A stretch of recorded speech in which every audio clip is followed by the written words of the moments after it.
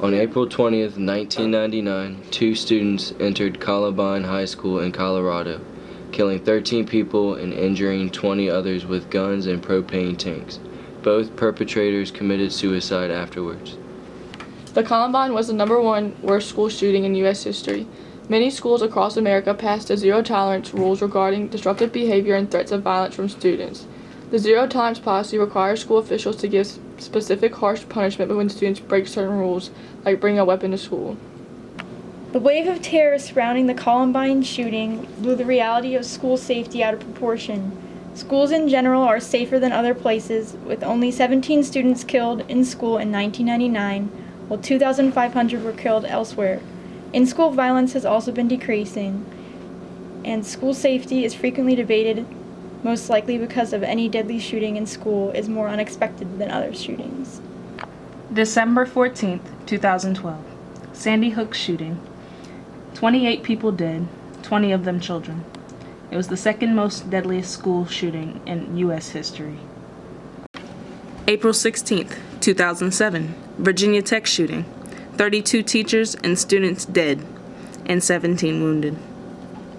Bill HB 1392 basically allows an authorized school security officer that has law enforcement history to carry a firearm in school, only if the officer meets the training and qualifications to carry a concealed handgun. Bill HB 1392 was recently passed on January 24th of this year. Last year, Governor Terry McAuliffe vetoed the bill, saying that security officers do not receive training regarding firearms or the appropriate use of force with juveniles. It was mainly supported by Republicans, but several Democrats were also for the bill. If we were to arm security guards, they would have a weapon to defend students against intruders.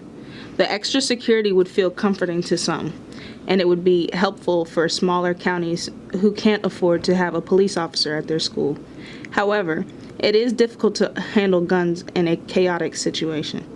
Guns can create a hostile environment, and guns can easily be misused.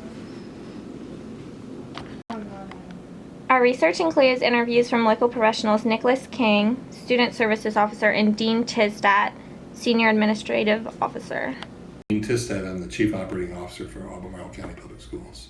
Part of my responsibilities include safety and security.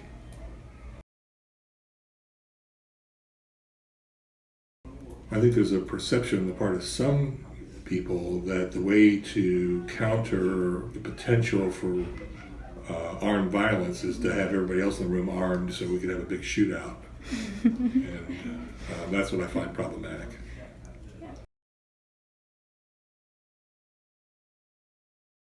If somebody wants to get in the building and start shooting, they're going to get in the building and start shooting, right? There's just none of these measures are going to stop that. If you think about Connecticut, that elementary school was completely locked down. The guy shot his way in through the window, right? Mm-hmm. So we can't stop that. And the idea that the way then to help handle it is to have staff people inside the building with weapons again. I just don't think that's the way to go. So I joined the Army right out of high school and I went to Vietnam. And I went through a lot of training on not only how to shoot a rifle, but how to handle myself when I was being shot at. And if you haven't been trained in how to do that, even with training in how to do that, you don't know how you're going to react if somebody starts shooting. But I'll guarantee you, the adrenaline starts flowing, things getting confused, and how people are going to react isn't the way it's depicted on movies where you see these calm, cool, and collected shootouts with pinpoint accuracy. What it is a bunch of bullets flying everywhere. Who knows who they're going to hit? Mm-hmm. And I think personally, the fewer bullets flying around, the better. Mm-hmm. So at least in this bill, what they're saying is let's only arm those who have law enforcement certification. I think that's a good thing because the idea of somebody just having a permit to carry a weapon doesn't mean they're going to be the least bit proficient in using it in a crisis. But again, all that said, I just don't think the best way to do this is to have a bunch of people in a building with weapons on their person or in their desk drawer or whatever that people think they're going to somehow calmly, coolly, and collectively be able to get to it, access it, and use it. More likely what's going to happen is somebody else is going to get to it. They're going to forget to lock their desk drawer or do something, and somebody else will get the weapon, and then we'll have a situation created that wouldn't have been there in the first place.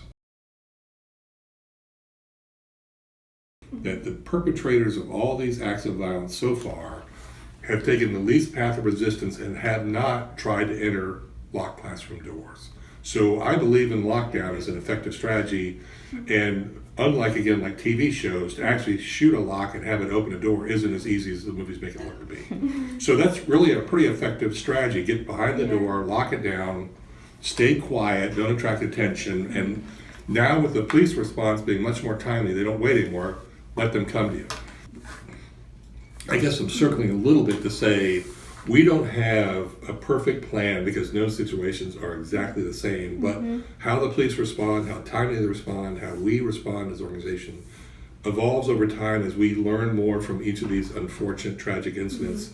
And where I still am at the moment is I believe a lockdown is the best strategy. And if you're not in a place where you're locked down, then flight, get out of there.